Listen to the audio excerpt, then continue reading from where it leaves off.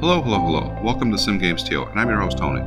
Today I'm going to be showing you how to start a real-life city build. For our example today, I'm going to be using Whitehorse in the Yukon territories of northern Canada. So I'm going to start by making the main road that will run through the city, connected to the highway that runs through the map. I've chosen Whitehorse for this because it's a small city, so it's going to make it easier to follow and understand. It is still a city of a considerable size, and not too small, with a real-life population of about 30,000 people. So we're going to start with the real-life map of Whitehorse, and I've downloaded that from the Steam Workshop. You can also find a real-life city map that you're interested in making and download it from the Steam Workshop, free of charge. I'm not too happy with the placement of this main road, and I think I'm going to need to redo it. It is just so important to get this part right, because it will determine where the rest of the roads and pretty much the entire city will go, and it really needs to be in the right place. Otherwise, this will be a problem for us for the rest of the build and cause all of the roads to be in the wrong place.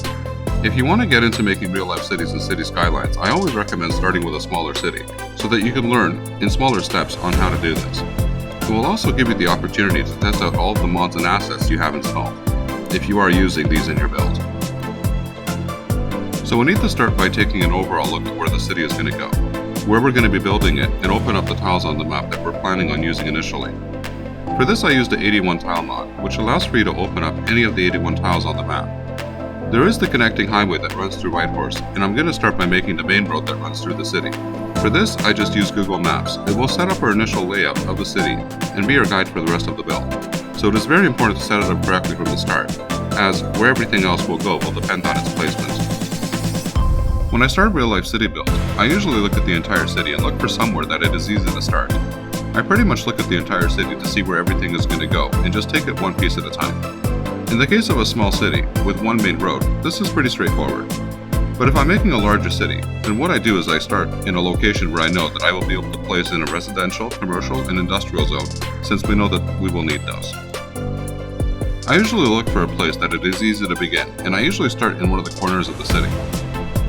I usually would not start from the center of the city because that is where the business center goes, and for that you need an existing population, transportation, and education system to support it. So there is some planning and forethought that needs to go into it. A good approach, though, is to make the main roads of just the area of the city that you are going to be working on and connecting these to a highway until you are done with that part of the city, and then ready to move on, and then so on. If I were to offer you one piece of advice that is more important than any other if you are going to start making a real-life city, that is planning. You need to look at the city, see where you want to start the city, and make sure that this area has everything that you're going to initially need when you start the city. There is a double strategy that goes into this, where you need to take two things into consideration at the same time.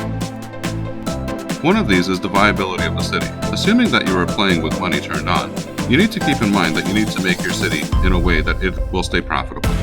This is at the same time as you're trying to keep the city the way that it is supposed to be in real life. So this creates a double challenge, and you need to use double the strategy that you normally use if you want to get it right.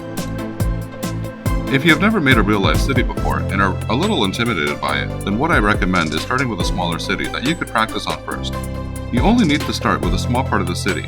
Then once you have established that, and everything is working fine, then you just move on to the next part of the city. I don't recommend starting with a larger city, because this can overwhelm you, and you should really master traffic management and the mechanics of the game first, and a small city will allow you to do this. But on the other hand, if you're looking for a challenge and want to start with a large real-life city build, then the game will not disappoint you. Making real-life cities is something that I really do recommend. It does not have to be a large city. Everyone goes for the big cities because they seem more interesting, they're more popular and exciting. While this is understandable, these are large undertakings, and if you have the time and want the challenge, then go for it. But even if you decide to make a small city, I think that the City Skylines game can still make this very interesting. I like making real-life based cities for two reasons. One is that it is very interesting to see not only the city recreated, but the mechanics and overall essence of the city recreated in the game. A city does not need to be large to accomplish this. It is also interesting to see the similarities between how the real world works versus how the game works.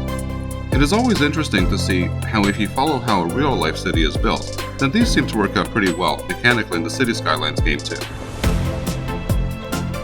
If you have never made a real-life city build before, then I hope that you try it out and see how it goes. I think that you'll find it more interesting than you first think. I hope that you found this video helpful, and maybe it opened up your mind to some new ideas. If so, then please give it a like and subscribe to be notified of new videos when they come out. I also have several other City Skylines videos on a variety of topics that you may find interesting to watch, so you can go ahead and take a look at those as well. Thank you for watching, and until next time, happy skylining.